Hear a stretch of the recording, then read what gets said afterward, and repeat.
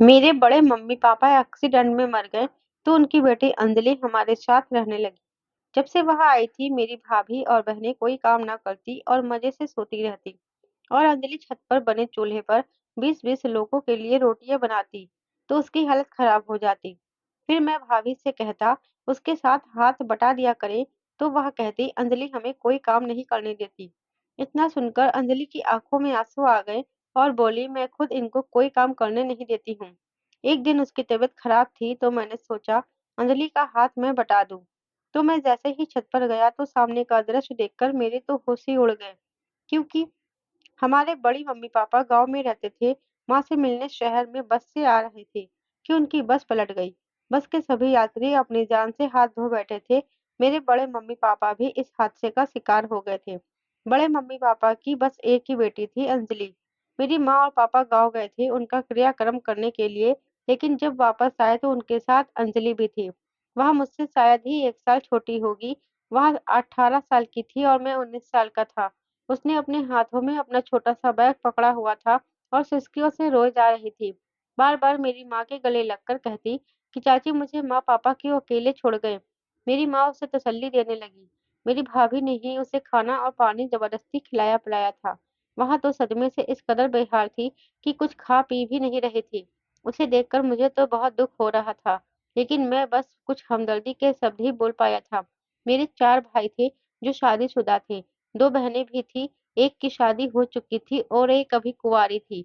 माँ उसके लिए रिश्ते देख रही थी। मैं सबसे छोटा था। कुछ दिन तो अंजलि को सब तसल्ली देते रहे, लेकिन फिर उससे बड़ी भाभी कहने लगी कि इस तरह से तुम तो हर समय परेशान रहोगी, तो कैसे चलेगा? तुम्हारी तबीयत भी खराब हो जाएगी। तुम्हें तो अब अपने आप को घर के कामों में व्यस्त कर लेना चाहिए। वह कहने लगी कि मैं गाँव में पढ़ती थी। हमारे गाँव में कॉलेज भी थे, लेकिन किसी ने भी उसकी इस बात की तरफ ध्यान नहीं दिया। भाभी कहने लगी कि पढ़कर तुम्हें क्या करना है? घर के काम-काज ही तो करने हैं। मेरी माँ कहने लगी कि मेरी दोनों बेटियाँ 10वीं तक ही पढ़ी हैं। एक की तो मैंने शादी कर दी है, अब दूसरी का भी रिश्ता देख रही हूँ। हमारे यहाँ ज़्यादा पढ़ाई को अहमियत नहीं दी जाती। लड़की को तो बस घर के काम-काज ही आने चाहिए। अंजलि चुप हो गई थी, लेकिन उसे देखकर मुझे यह महसूस हुआ जैसे उसे पढ़ाई करने का बहुत शौक था। फिलहाल मैंने अपनी माँ से कहा कि आप इसे पढ़ने दें। अगर बड़ी माँ, बड़े पापा ज़िंदा होते तो ज़रूर उसे शिक्षा दिलवाते। मेरी माँ मुझे डाँटने लगी कि तुम्हें इससे ज़्यादा हमदर्दी करने की ज़रूरत नहीं है। अरे लड़कियों को पढ़कर कौन-सी नौकरी करनी होती है? 10 पढ़े या 12, घर के काम ही तो करने होते हैं। तुम्हें अभी इन बातों को नहीं पता। मैं अपनी माँ की बात सुनकर चुप-सा हो गया। धीरे-धीरे घर के सारे काम अंजलि करने लगी। मेरी भाभी उस पर रौब जमाने लगी। कहती अंजलि आटा अच्छे से गूँदना। दूसरी वाली कहती ऐसा करो रोटी के साथ चावल भी बना लेना। और बाकी 2 भाभियाँ भी कुछ न कुछ ज़रूर इसे काम बताती। मेरी बहन कहने लगी शाम की चाय की ज़िम्मेदारियाँ भी अंजलि के ऊपर डाल दीजिए। वह अच्छी चाय बनाती है। सर्दियाँ शुरू हो चुकी थी और हमारा चूल्हा छत पर बनाया गया था और दोनों टाइम की रोटी की ज़िम्मेदारी भी अंजलि को दे दी गई थी। वह आटा गूँथकर छत पर चली जाती, 2 घंटे बाद जब वापस आती तो बेहाल हो जाती। नीचे आती तो खाना लगाना पड़ता था, सब लोग खाना खाते और अपने-अपने कमरों में चले जाते। वह सबके जूठे बर्तन उठाती और किचन में रखकर बर्तन धोने लगती। अभी बर्तन धोकर फ्री होती थी कि पापा उससे कह देते, अंजलि बेटा ज़रा चाय बना दे। वह चाय का कप पापा को देती। रात के 12 बज जाते थे सबके बिस्तर चारपाई आँगन में बिछाते-बिछाते। फिर जाकर उसके सोने की बारी आती थी। सुबह जब मैं कॉलेज जाने के लिए उठता, तो वही मुझे नाश्ता बनाकर देती थी। बाकी सब सो रहे होते थे। एक दिन मुझसे कहने लगी, अपनी पुरानी किताबें मुझे दे देना। मैंने कहा तुम क्या करोगी? वह कहने लगी कि मैं पढ़ूँगी। मैंने कहा कि तुम्हारे पास टाइम होता है पढ़ने का? वह कहने लगी टाइम मैं निकाल लूँगी, बस तुम अपनी पुरानी किताबें मुझे दे दो। मैंने उसे अपनी पुरानी किताबें दे दी, लेकिन मेरी भाभी 1 मिनट भी उसे टिकने नहीं देती थी। यहाँ तक कि अपने बच्चों के फीडर तक अंजलि से कहती थी कि तुम बनाकर ला दो। मुझे हैरत यह होती थी कि माँ भी उन्हें नहीं रोकती थी।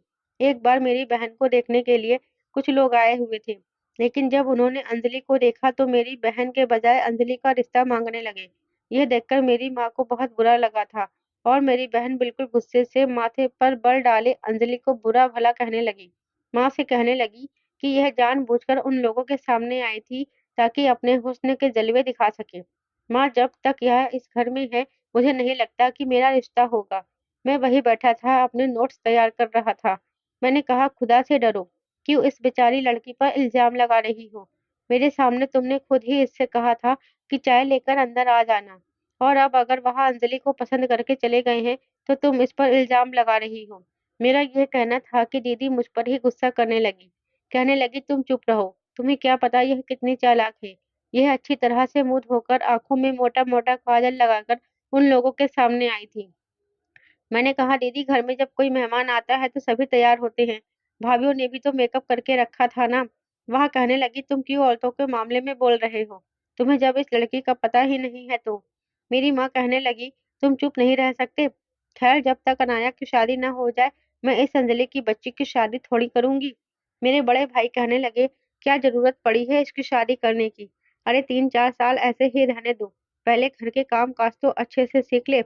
इन्हीं दिनों मेरी बड़ी बहन प्रेग्नेंट हो गई, तो उसके ससुराल वालों ने भी उसे उसके मायके भेज दिया।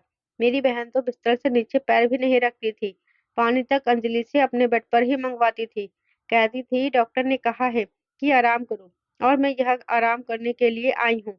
पूरा दिन अंजलि घन चक्कर बनी रहती थी। कभी कोई किसी काम के लिए आवाज लगाता, तो कभी कोई किसी काम के लिए। कभी माँ कहती, मेरे पैरों की मालिश कर दो। कभी बड़ी बहन कहती कि मेरा सर दबा दो, बहुत दर्द हो रहा है। कभी भाभिया कहती, अंजलि की बच्ची, तुम्हारे भाई आने वाले हैं, अब तक तुमने रोटियां नहीं बनाई, बड़ी काहिल हो तुम। हर वक्त सब अंजलि को बातें सुनाते रहते और काम भी करवाते रहते। एक बार मैं सो रहा था कि रात में मुझे सिसकियों की आवाज आने लगी। मैं उठकर बैठ गया। मैंने देखा तो अंजलि की चारपाई खाली थी।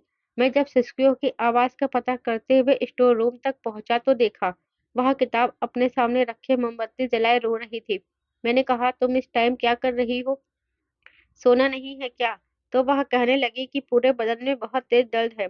आंगन में सोया नहीं जा रहा था। मैंने कहा, तो किताब को लेकर बैठी हो? वह कहने लगी, पूरा दिन टाइम ही नहीं मिलता, इसलिए सोचा थोड़ा पढ़ लूं।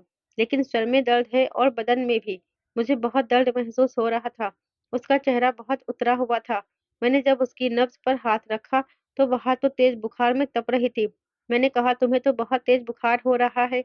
वह कहने लगी, शायद यही वजह है कि मेरे जिस्म में बहुत दर्द है, सर्दी भी लग रही है। मैंने फ्रिज खोला, वहां से दूध का एक गिलास निकाला और उसे गर्म करके उसे अंजलि को दे दिया। यह देखकर वह मुझे कुछ देर के लिए गौर से देखने लगी, फिर कहने लगी कि चाची सुबह डांटेगी कि दूध किसने किया पिया है। मैंने कहा कि मैं कह दूंगा कि मैंने पिया है। इस टाइम तुम्हें इसकी जरूरत है। मैंने उसे दूध लेने के लिए कहा और साथ में एक बुखार की दवा भी दे दी। वह दवा खाकर सो गई। सुबह सब अंजलि-अंजलि आवाज़ लगा रहे थे, लेकिन वह बुखार की वजह से उठ नहीं पा रही थी। मैं अपने कॉलेज चला गया। जब वापस आया तो उसे बर्तन धोते हुए देखा तो मुझे बहुत दुःख हुआ। वह बार-बार बर्तन धोते हुए आस्तीनों से अपने आँसू पोंछ रही थी। मैंने कहा, तुम यह क्या कर रही हो? तुम्हें तो बहुत तेज बुखार था। वह कहने लगी, तो क्या फ़र्क पड़ता है, काम तो करना है ना। मैंने कहा, क्यों नहीं फ़र्क पड़ता? कोई भी हमारे घर में बीमार हो, वह काम नहीं करता। तुम क्यों कर रही हो? चलो उठो यहाँ से। मैंने उसके हाथों पर पानी डाला जो कि साबुन के झाग से भरे हुए थे। फिर उसका हाथ पकड़कर उसे चारपाई पर लिटा दिया। जब भाभी ने देखा तो कहने लगी, ये तुम इसे बिस्तर पर क्यों लिटा रहे हो? मैंने कहा, भाभी आपको दिखाई नहीं देता, अंजलि को इतनी तेज बुखार है। वह कहने लगी, तुम्हें बड़ी हमदर्दी हो रही है इससे। मैंने कहा, जब आपको दिखाई नहीं दिया तो मुझे तो हमदर्दी करनी ही पड़ेगी ना। जब आपको बुखार होता है तब तो आप अपने कमरे से भी बाहर नहीं निकलती। मेरी बात सुनकर वह कहने लगी कि तुम्हारी बड़ी ज़बान चलती है इसके लिए। तो मैंने कहा, जी हाँ। खैर कुछ देर बाद ही मेरी बड़ी बहन अंजलि को आवाज़ देने लगी। कहने लगी, अंजलि की बच्ची बहरी हो गई है। मेरी आवाज़ सुनाई नहीं देती, मुझे नाश्ता बना कर दो। मैं अपनी बड़ी दीदी के कमरे में चला गया। वह बिस्तर पर लेटी फ़ोन पर अपने पति से बातें कर रही थी। मैंने कहा, अब आपको ऐसी भी कौन-सी बीमारी हो गई है कि आप अपने लिए चाय तक नहीं बना सकती? वह कहने लगी, क्या तुम्हें नहीं पता कि मैं प्रेग्नेंट हूँ? मैंने कहा, प्रेग्नेंट होना कोई बीमारी तो नहीं है। प्रेग्नेंट बहुत सी औरतें होती हैं, बल्कि शादी के बाद तो ज़्यादातर औरतें ही प्रेग्नेंट होती हैं, तो घर के काम-काज छोड़कर बिस्तर सँभाल कर बैठ जाती हैं। मेरी बात सुनकर दीदी कहने लगी, तुम्हारी ज़्यादा ज़बान नहीं चलने लगी? चलो जाओ और अंजलि से कहो, मुझे नाश्ता बना कर दे। मैंने कहा, वह आप लोगों की नौकरानी नहीं है। अंजलि को बहुत तेज़ बुखार है। आप लोगों को ज़रा भी एहसास है उस लड़की का? इतने में मेरी माँ भी आ गई। वह कहने लगी, तुम्हें क्यों इतना एहसास हो रहा है? अरे सुबह मैंने उसे नाश्ते के बाद दवाई दे दी थी। बुखार उतर गया था उसका। वह जरा से बुखार पर बहाने बनाकर लेट जाती है और तुम ज्यादा उससे हमदर्दियां ना दिखाया करो। समझे ना? मेरी माँ उल्टा मुझे ही डांटने लगी। मेरी छोटी बहन जो मुझसे बड़ी थी, कहने लगी, माँ इसको जरा संभाल कर रखे। इसे बड़ी हमदर्दी हो रही है अंजलि से। बड़ी चालाक है अंजलि। कहीं इसे अपनी अदाओं में ना फंसा ले। मैंने कहा, दीदी कुछ तो सोच समझ कर बात किया करो। मैं घर में सबसे छोटा था, इसलिए मेरी बात की कोई भी अहमियत ना थी। बुखार में भी अंजलि ने सारे काम किए। सफाई, चौका, बर्तन, यहाँ तक कि चूल्हे पर रोटी भी उसी से बनवाई गई थी। रात को जब रोटियां बनाने के लिए ऊपर गई तो थकान से चूर थी। बुखार से आंखों में बार बार पानी आ रहा था। शायद वह रो रही थी। जरूर अपनी किस्मत को कोस रही होगी कि अगर उसके माँ बाप जिंदा होते तो कभी भी उसकी जिंदगी ऐसे जहन्नुम ना बनी होती। बड़ी माँ पापा तो उसका बहुत ख्याल रखते थे कि उसके हर नाज नखरे उठाते थे, क्योंकि वो अपने माँ बाप की इकलौती बेटी थी, अपने माँ बाप की मोहब्बत की हकदार भी थी। एक गहरी ठंडी आह भरकर मैंने सोचा कि मुझे ही छत पर जाकर उसकी मदद करवा देनी चाहिए। किसी और को तो उस पर जरा भी तरस नहीं आता। जैसे ही मैं ऊपर गया तो सामने का मंजर देखकर मेरे होश उड़कर रह गए थे, क्योंकि वह चूल्हे के पास बेहोश पड़ी थी। यह देखकर मैं भागता हुआ उसके पास पहुंचा था। देखा तो तवे पर रोटी जल चुकी थी। मैं अंजलि अंजलि करके उसे उठाता रहा, लेकिन वो नहीं उठी। क्या करूं? मैं उसके ऊपर पानी के छींटे डालने लगा, लेकिन वह अपने होशो आवाज में नहीं थी। मैं छत से नीचे जाकर माँ को पुकारने लगा, अपनी भाभी को पुकारने लगा। सब छत पर आ गए थे। अंजलि को बेहोश देखकर परेशान हो गए। कोई पानी की छींटे उसके मुंह पर मार रहा था, तो कोई कुछ कह रहा था, लेकिन उसे होश नहीं आ रहा था। फिर भाभी और मेरी माँ उसे बड़ी मुश्किल से उठाकर नीचे लेकर गई। उसे चारपाई पर लिटा दिया और वह बुखार से कांप रही थी और उसकी आंखों से आंसू बह रहे थे। बार बार कभी अपनी माँ को पुकारने लगती, तो कभी अपने पापा को। कहने लगती कि आप मुझे क्यों अकेला छोड़कर गए हैं, मुझे भी अपने साथ ले जाते। उसकी यह हालत देखकर मुझे तरस आ रहा था, लेकिन मेरे घर वालों के दिल में अभी भी उसके लिए कोई रहम न था। माँ ने सुबह होते ही उससे कहा कि तैयार हो जाओ, मैं तुम्हें डॉक्टर के पास ले जाती हूँ। माँ उसे डॉक्टर के पास ले गई। कुछ दिन डॉक्टर की दवा खाने के बाद वह ठीक हो गई थी, लेकिन फिर सारे के सारे काम उसके सर पर थे। वक्त ऐसे ही गुजरने लगा। छोटी बहन के लिए जो भी रिश्ता आता वह अंजलि को देखकर अंजलि के लिए रिश्ता मांगने लगते। काफी अच्छे घरानों से उसके रिश्ते आ चुके थे, लेकिन माँ की वही जिद थी कि वह अनाया से पहले अंजलि की शादी नहीं करेगी। मेरी बड़ी बहन अपने घर जा चुकी थी। इन्हीं दिनों एक रिश्ते ने दीदी को भी पसंद कर लिया। मेरी माँ बहुत खुश थी और दीदी की शादी की तैयारियों में लग गई थी। सारी तैयारियां अंजलि ने की थी। उसके जोड़े तक उसी ने टाके थे। कपड़ों में कढ़ाई तक माँ ने उससे ही करवाई थी। मुझे उस बेचारी पर बड़ा तरस आता था। अब तो उसकी आंखों के नीचे काले निशान पड़ने लगे थे। चेहरे की रंगत भी गोरी नहीं रही थी, बल्कि पीली पड़ने लगी थी। पता नहीं कब तक उसके साथ यह जुल्म होना था। मैं यह सब कुछ ना चाहते हुए भी बर्दाश्त कर रहा था। मुझे पता ही नहीं लगा कि कब मेरे दिल में अंजलि के लिए एक अलग सी फीलिंग सी आने लगी। मुझे वह अच्छी लगने लगी। मेरे दिल में उसके लिए हमदर्दी कब प्यार में बदल गई, मुझे पता ही नहीं चला। मुझे अब बस इस बात का इंतजार था कि मैं पढ़ाई पूरी करके अपनी नौकरी कर लूँ तो पापा से कहूँगा कि वह मेरी शादी अंजलि से करवा दें। जैसे ही मेरी पढ़ाई का सिलसिला खत्म हुआ, मेरी नौकरी भी लग गई। हमारे घर से बस कुछ घंटे की दूरी पर ही मेरा ऑफिस था, इसलिए मैं सुबह जल्दी उठकर जाता था और शाम को ऑफिस बंद होने के बाद ही रात तक वापस घर लौटकर आता था। एक बार जब मैं घर पर आया तो मेरी माँ मिठाई मेरे मुंह में डालकर खिलाने लगी और कहने लगी कि मुबारक हो, अंजलि का रिश्ता तय हो गया। यह सुनना था कि मुझे वह मिठाई जहर लगने लगी। ऐसा लगने लगा जैसे किसी ने मेरे हलक पर कड़वा कर दिया हो। मैं हैरत से अपनी माँ को देखने लगा, लेकिन चुप हो गया कि उसका रिश्ता तय हो चुका है। मुझे उस वक्त हैरानी हुई जब मुझे यह पता चला कि मेरी माँ ने जहाँ उसका रिश्ता तय किया है, वह एक 60 साल का बुढ़ा है। उसकी बीवी मर चुकी थी, बच्चे जवान शादीशुदा थे और उसे संभालने वाला कोई नहीं था, इसलिए मेरी माँ ने अंजलि का रिश्ता उसके साथ तय कर दिया था। उस रात को अंजलि स्टोर रूम में रो रही थी। मैं भी बहुत परेशान था। जब मैं स्टोर रूम में गया तो वहाँ मुझे देखकर और भी ज़्यादा रोने लगी। मैं यहाँ शादी नहीं करना चाहती। मैंने कहा कि तुम रो मत, मैं तुम्हारे लिए कुछ ना कुछ ज़रूर करूँगा। मैं सुबह माँ से बात करूँगा। वह कहने लगी कि किसी तरह से भी मेरी यह शादी रुकवा दो। मुझे यह शादी नहीं करनी। सुबह जब मैंने ये बात अपनी माँ से कही, तो वह मुझे डाँटने लगी। कहने लगी, तुम घरेलू मामलों से दूर रहा करो। मैंने कहा, ऐसी कौन-सी बुराई और कमी है अंजलि में कि आपने उसका रिश्ता एक बुड्ढे के साथ तय कर दिया है। वह कहने लगी कि अनाथ लड़कियों के ऐसे ही रिश्ते होते हैं।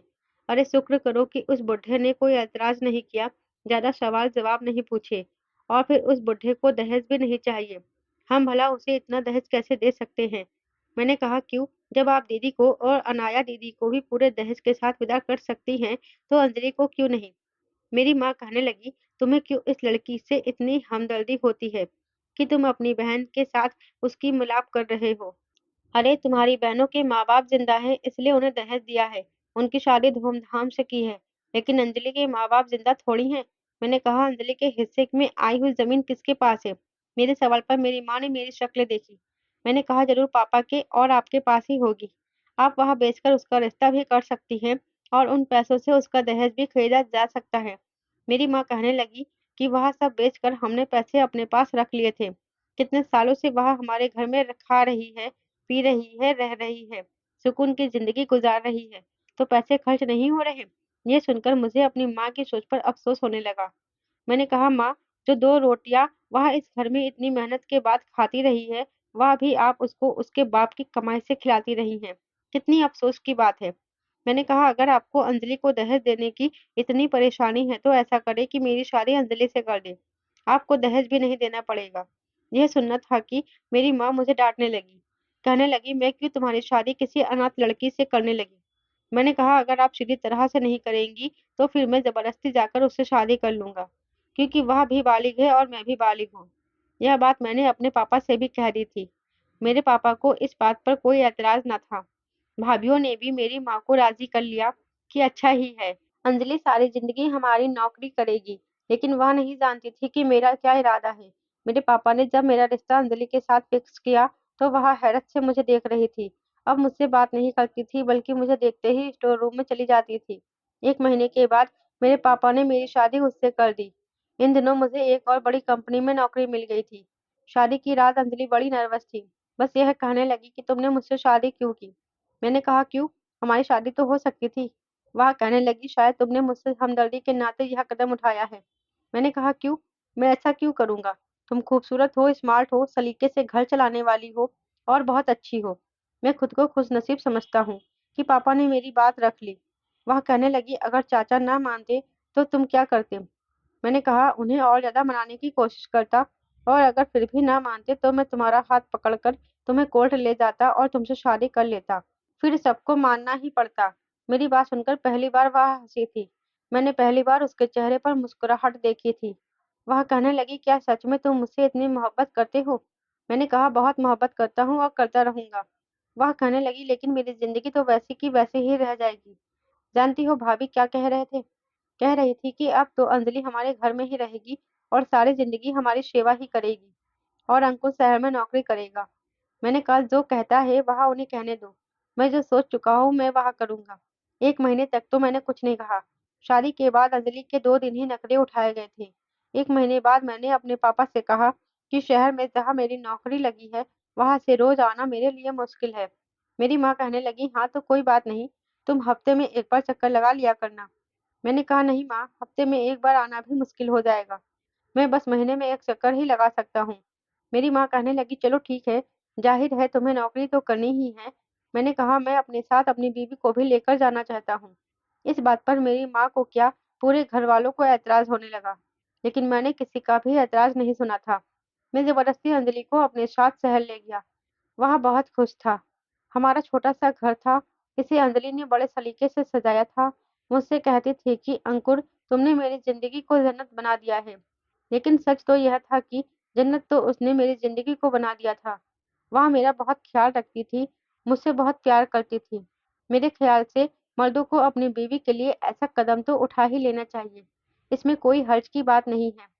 दोस्तों, इस कहानी को लेकर आपकी क्या राय है, मुझे कमेंट बॉक्स में ज़रूर बताइएगा।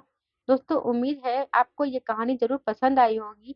कहानी पसंद आई है तो वीडियो को लाइक शेयर करना मत भूलिएगा।